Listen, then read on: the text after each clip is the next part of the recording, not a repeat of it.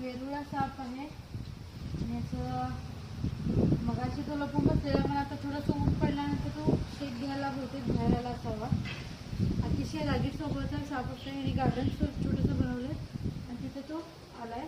तिच्यापासून काय धोका नाही, पण रागीट साप असतोय, चावतोय फार. तिथे जवळ आहे बघा काय प्रॉब्लेम बघा. जवळ जवळ जाईल तसं तो रागीटपणा त्याचा दाखवायलाय. इथे या, काय प्रॉब्लेम नाही आहे.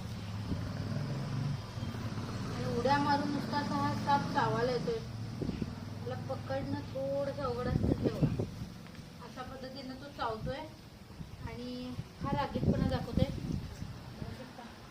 बेडूक वगैरे खायला हे साप येतात आपल्या आजूबाजूला. आणि देशातलं सगळ्यात रागीट सापाला म्हणतात. बघा असं उड्या मारून नुसता चावायला येतो तो.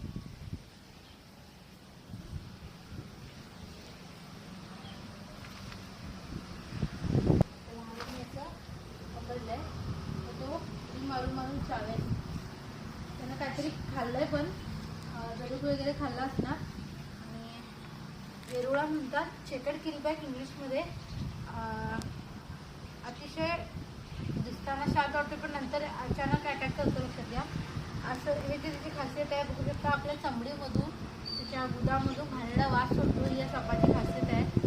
गोल गोल फिरतो आणि त्याची जी शेपूट असते ती कट करतो आणि